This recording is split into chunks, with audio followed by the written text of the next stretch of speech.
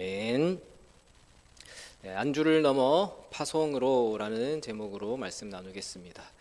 여러분들 독수리 아시죠? 독수리 혹시 보신 적 있으세요? 실제로 보신 적은 잘 없으시죠? 봐도 저기 멀리 위에 하늘에 있는 걸 보고 또 TV로만 볼 텐데 실제로 보면 어마어마하게 커요. 엄청 무서운 그런 그 조류가 아니고 수리과, 아예 독수리과가 있더라고요. 그 독수리는 높은 나무 위나 절벽에 주로 둥지를 틀고 산다고 합니다. 거친 절벽 위에 날카로운 나무 가지를 가지고 먼저 깔고 또 그 위에 또 깃털을 덮어가지고 새끼들이 안락하게 지낼 수 있는 보금자리를 만든다고 해요.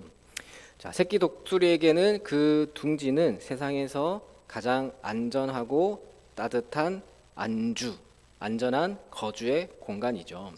자, 그런데 새끼 독수리가 어느 정도 자라서 날개에 힘이 붙기 시작하면 어미 독수리는 이해할 수 없는 행동을 합니다. 기껏 정성껏 깔아 놓았던 그 부드러운 깃털과 그 나무 가지들 다 뽑아서 던져 버린대요. 그러면 안락했던 둥지는 사라지고 날카로운 뾰족뾰족한 그런 가시 정도만 남아있는 그대로 그런 둥지가 드러나겠죠. 그러면 이제 새끼들은 찔리니까 아파서 막 비명을 지른다고 해요. 자, 하지만 이 어미 독수리는 여기서 그치지 않습니다.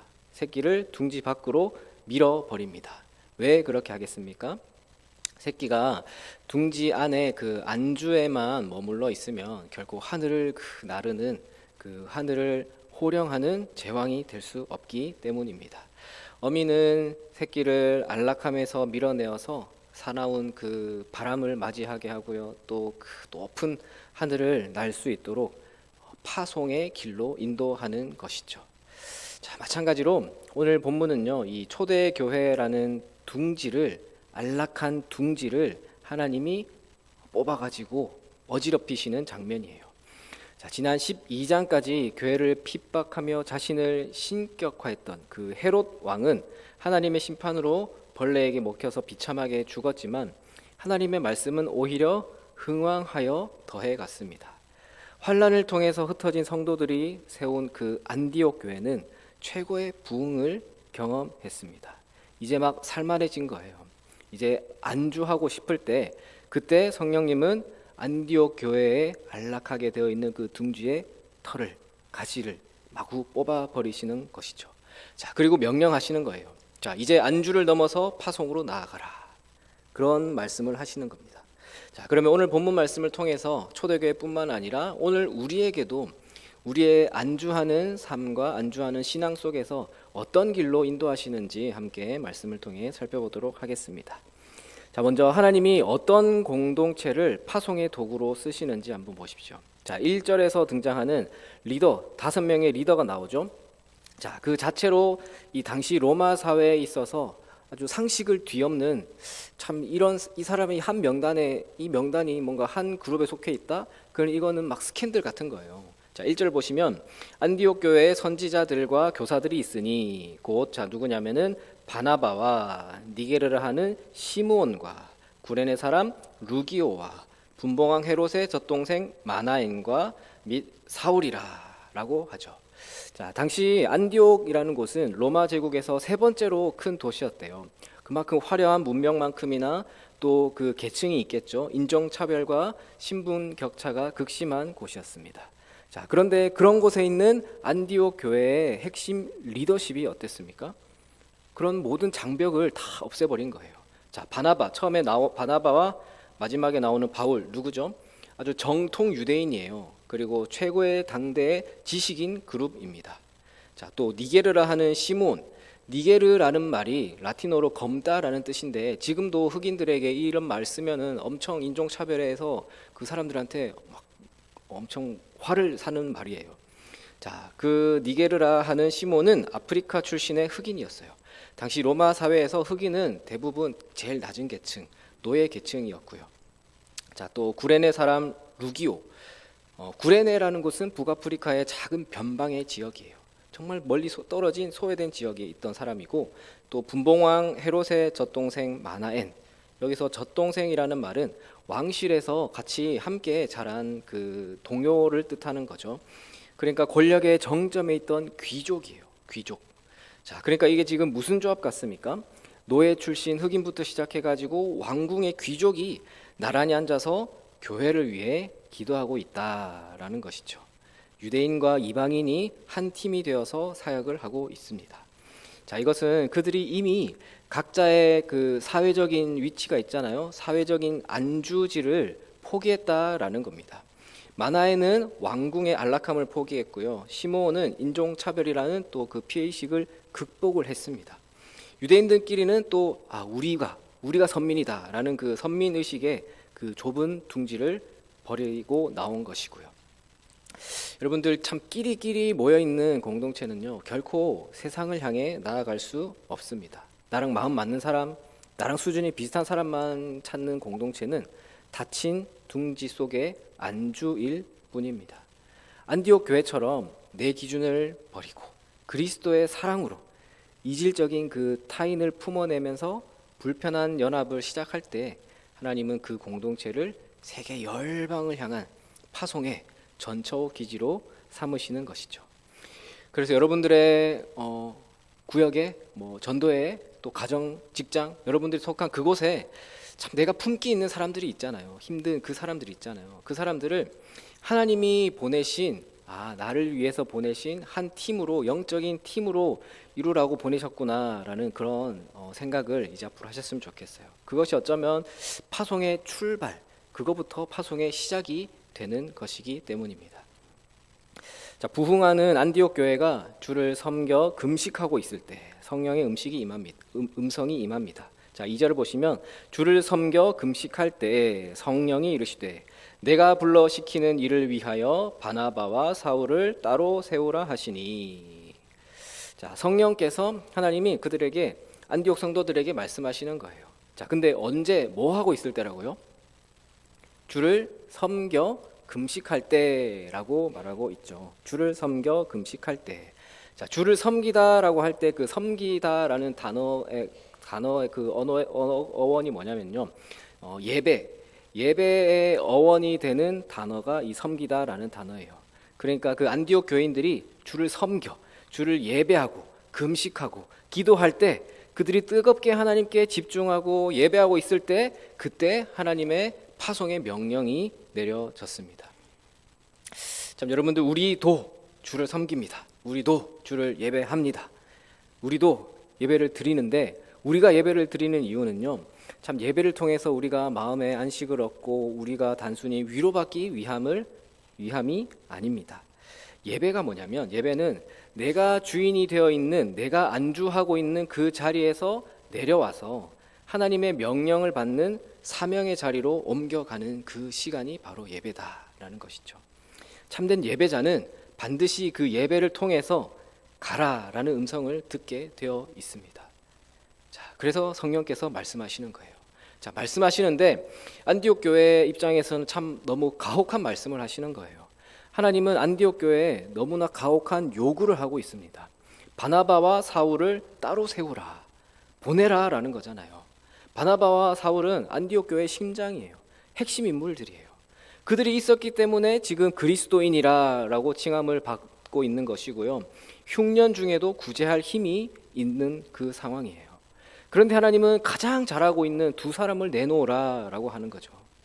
참 인간적인 계산으로는 주님 이제 딱 우리가 자리 잡았는데 이분들 가면 우리 교회는 누가 지킵니까? 누가 일합니까? 누가 섬깁니까? 차라리 저기 마나엔이나 루기오 보내면 안 될까요?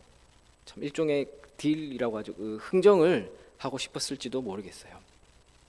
요즘도 우리 교회뿐만 아니더라도 교회 교계적으로 그런 일이 많이 있잖아요.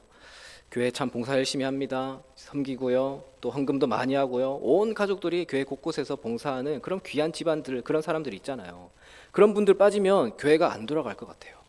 근데 그런 분들 갑자기 떠나 보내야 된다라고 생각을 한번 해보십시오. 그냥 순순히 축복합니다. 그렇게 쉽게 보낼 수 있겠습니까? 자, 근데 안디옥 교회는 어떻게 하냐면 3절에서 어떻게 하죠? 3절을 보시면 이에 금식하며 기도하고 두 사람에게 안수하여 보내니라 라고 합니다. 자, 여기서 보내리라, 보내다라고 하는 그 단어는요, 풀어주다, 줄을 끊다라고 할 때 그때 사용되는 말이에요. 그러니까 교회가 두 사람과 다 연결되어 있었던 거예요. 붙잡고 있었던 거죠. 그렇게 집착도 하고 또 안주하고 있는 그 줄이 연결되어 있는데 그 줄을 이제는 끊어내고 그 성령의 바람에 맡겨 흘려 보내는 상황입니다. 19세기 말에 미국의 대학생들이 모여가지고 학생 자원 운동을 일으켰다라고 해요. 그때 수많은 인재가 내가 자원에서 떠나겠습니다라는 그 운동을 통해서 수많은 인재들이 오지로 떠나겠다고 자원을 했다라고 해요. 그래서 그 당시에 언론에서도 막 떠들썩하게 보도가 되니까 언론에서 표현하기를 지성의 낭비라고 비난을 했다라고 해요. 지성이 낭비다. 어떻게 그런 많은 그 귀한 대학생들이 그런 우리 나라를 위해서 희생하지 않고 오지로 떠난단 말이냐라고 지성의 낭비라고 비난을 했다고 해요. 하지만 그 지성의 낭비라고 하는 거룩한 낭비죠. 거룩한 낭비를 통해서 그 낭비가 있었기 때문에 지금 뭐 언더우드나 아펜젤러 같은 그런 선교사님들이 이 땅에 우리 한국의 조선 땅에 오셔가지고 그분들 덕분에 우리가 오늘 예수를 믿게 된 것이죠. 그래서 여러분들 선교는요, 우리가 남는 거 보내주는 게 아니에요. 없어도 되는 사람 보내는 게 선교가 아닙니다. 우리 교회에 꼭 필요한 사람, 우리 교회에 꼭 필요한 재정, 나에게 가장 소중한 시간, 내가 결코 포기하고 싶지 않은 그 안주의 영역을 떼어 드리는 것이 진짜 파송이다라는 것이죠. 내가 꽉 쥐고 있는 그 안주의 영역을 내려놓을 때, 끌어낼 때 비로소 하나님의 그 위대한 항해가 멀리 벌쳐 나가는 것입니다. 자, 성령의 보내심을 받은 이 두 사람 바울과 바나바는 실루기아 항구로 내려가서 배를 타고 구브로 섬으로 향합니다. 자, 그리고 5절에 보시면 살라미에 이르러 하나님의 말씀을 유대인의 여러 회당에서 전할세 요한을 수행원으로 두었더라라고 하죠. 자, 그들이 구브로 섬의 동쪽 관문인 살라미 항구에 도착해서 가장 먼저 한 일이 뭐냐면 유대인의 여러 회당에서 말씀을 전하는 것이었습니다. 참 여러분들 선교, 세계 선교라는 거창한 파송을 받았지만 그들은 처음부터 우리가 이런 위대한 일을, 이런 큰 일을 시작해야 돼, 그런 큰 훌륭한 사역을 해야 돼라고 하지 않았습니다.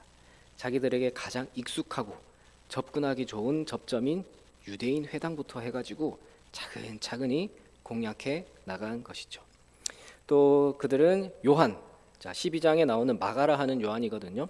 그 요한을 데리고 수행원으로 데리고 다녔어요. 수행원이라고 해서 그냥 물 떠오고 잡일 시키고 그런 허드렛일 시키려고 부른 게 목적이 아니라 이 요한이 훗날 마가복음을 기록하게 된 그 마가 요한이니까 이 젊은 청년을 데리고 같이 훈련시키는 겁니다. 그래서 철저히 다음 세대 양육하는 거죠. 다음 세대를 위한 훈련, 그것도 놓치지 않았던 거예요. 그걸 같이 병행하고 있었던 것입니다. 여러분들 파송이라고 해서 파송하고 또 내가 파송 받는다라고 해서 뭔가 큰 일을 해야 되고 훌륭한 일, 위대한 일, 대의를 위한 일을 하는 것이 중요한 것이 아니라 오늘 지금 내가 할 수 있는 것, 내게 주어진 그 삶의 현장, 이 살라미와 같은 여기서부터 할 수 있는 것, 그것을 충성스럽게 시작하는 것부터가 시작인 겁니다. 그리고 다음 세대를 위해서도 우리가 기도를 놓치지 않고 또 우리가 다음 세대를 위해서 양육하고 교육하고 또 후원하는 거라든지 뭐든지 다음 세대를 위해서 그것을 놓지 않아야 될 이유가 또 여기에 있는 것이고요. 그렇게 살라미를 떠나서 이제 섬을 가로질러서 섬의 동쪽에서부터 이제는 서쪽 끝으로 가는 거예요. 그곳에 있는 바보라는 곳에 이릅니다. 자, 파송의 현장에 가면, 이 선교 현장에 가면요, 반드시 참 영적 전쟁이 있습니다. 그곳에 가면은 그들의 두 명의 대조적인 인물을 만나게 되죠. 두 사람을 만나게 됩니다. 바예수라는 사람과 서기오 바울을 만나게 돼요. 자, 먼저 총독 서기오 바울은 지혜 있는 사람이라고 하는 것처럼 이제 하나님의 말씀을 듣는 것을 마음이 열려 있었어요. 자, 근데 세상에는 복음을 듣고자 하는 그런 호의적인 열려 있는 영혼도 있지만 그런 사람만 있으면 얼마나 좋겠어요. 그런 통로를 아예 필사적으로 막아서는 방해꾼들이 꼭 있습니다. 자, 바로 바예수라고 하는 유대인의 그 거짓 선지자, 마술사예요. 자, 바예수는 바요나 시모나 할 때 바가 아들이거든요. 예수의 아들이라는 뜻이에요. 자, 이름만 보면은 뭐 구원자의 아들 같지만 그렇게 이름이 거룩할 것 같지만 실상은 총독이 예수를 믿지 못하게 방해하는 그런 사탄의 도구였던 것이죠. 자, 8절에 보시면 그 이름을 번역하면 엘루마, 마술사라고 합니다. 이 엘루마는 복음의 전진을 가로막는 어둠의 세력을 상징하고요. 자, 세상으로 나가면 참 이런 가짜들이 진리를 회방을 놓는 거죠. 판을 칩니다. 자, 이 치열한 영적인 전쟁, 영적의 이 대결의 순간에 성경은 사도행전의 그 지각 변동을 일으킬 만한 중대한 선언을 하시죠. 아주 이 사도행전에서 아주 중대한 그 전환점에 있는 중요한 핵심 구절이 9절이에요. 바울이라고 하는 사울이 성령이 충만하여 그를 주목하고라고 합니다.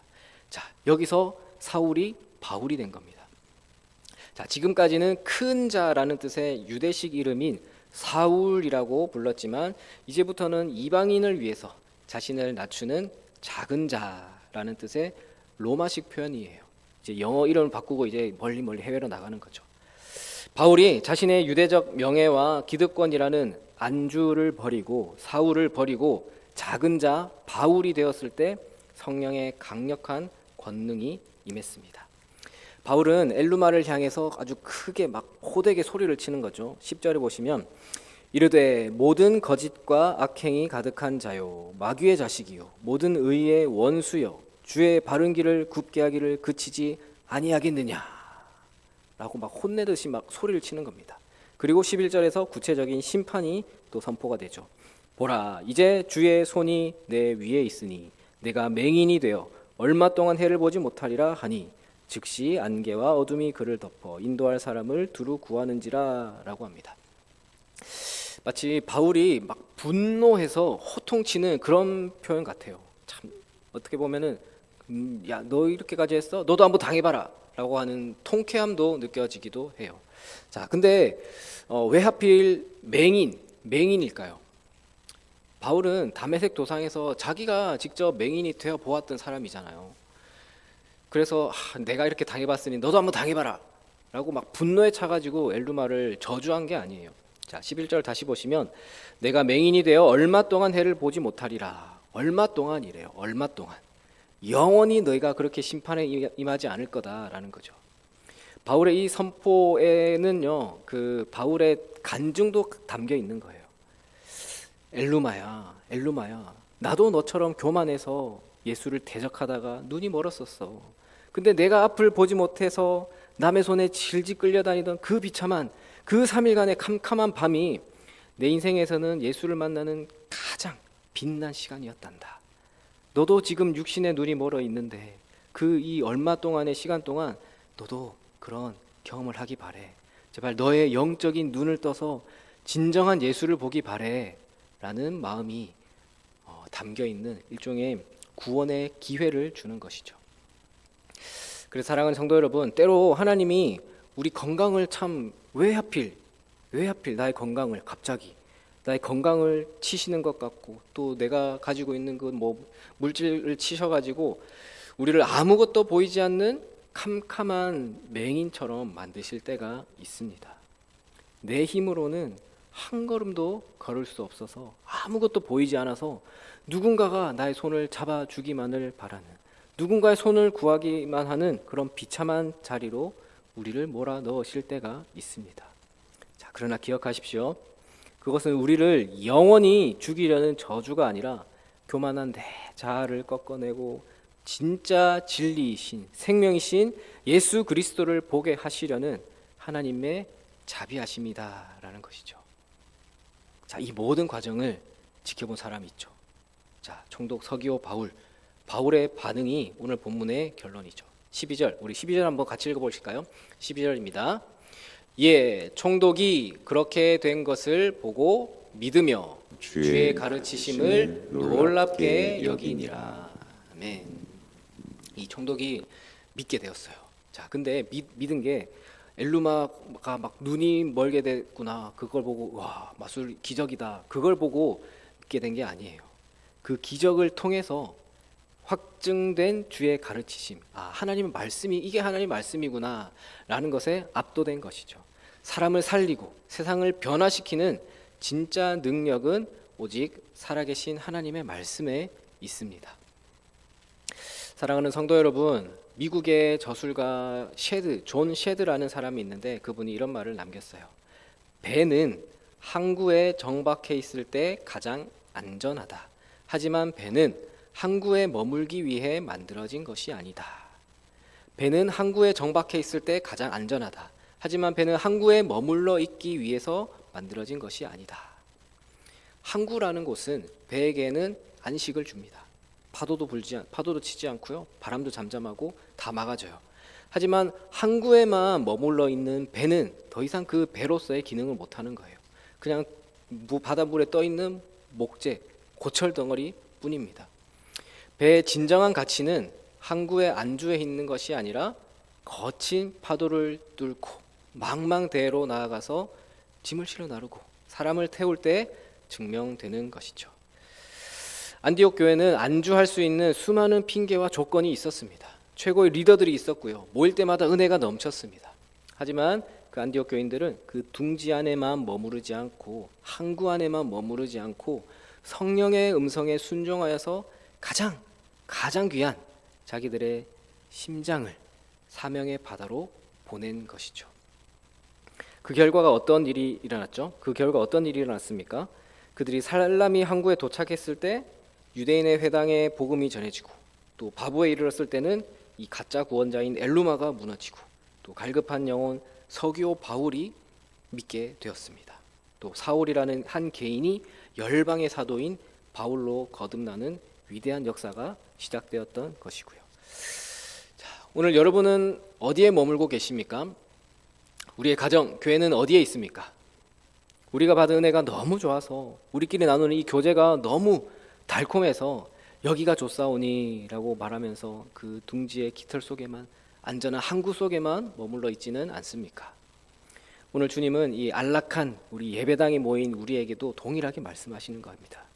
너의 둥지를 박차고 내가 지시하는 사명의 바다로 나아가라. 여러분들, 우리가 가는 곳이, 우리가 있는 곳이 파송지이자 그곳이 구부로 섬이에요. 바나바와 바울이 가장 먼저 살람에 이르러서 그곳 유대인의 회당에서 전했던 것처럼 내가 가고 있는 그곳에서부터 내가 가장 잘하고 잘 알고 익숙한 그곳에서부터 말씀이 심겨져야 한다라는 것이죠. 또 내가 편안한 사람, 만나고자 하는 그 안주의 그 둥지를 벗어나시기 바랍니다. 그 둥지 벗어나면 힘들죠. 두려워요. 막막해요. 어려움이 있습니다. 영적 전쟁이 찾아옵니다. 엘루마와 같은 회방꾼이 나타나거든요. 그러면 그때 내가 이 바울, 작은 자가 되어서 어찌 주의 바른 길을 굽게 하느냐라고 그 성령의 권능으로 맞서 싸우십시오. 꾸짖으십시오. 말씀의 권능으로 맞서 싸워 이기시기 바랍니다. 우리가 안주를 버리고 사명의 자리로 파송으로 나아갈 때 비로소 세상은 우리 안에 있는 그 하나님의 말씀의 그 권능, 그 말씀의 능력을 인해서 놀라 주님께로 돌아오는, 주님을 믿게 되는 그 기적의 역사가 바로 여러분들로부터 시작될 줄로 믿습니다. 그래서 여러분들, 우리가 우리의 삶의 항구에서 이제 사명의 돛을 높이 올려서 이 세상 망망대해를 거침없이 항해하는 진짜 그리스도인들이 다 되시기를, 그러한 삶을 살아가는 여러분들이 다 되시기를 주님의 이름으로 축원합니다. 기도하겠습니다.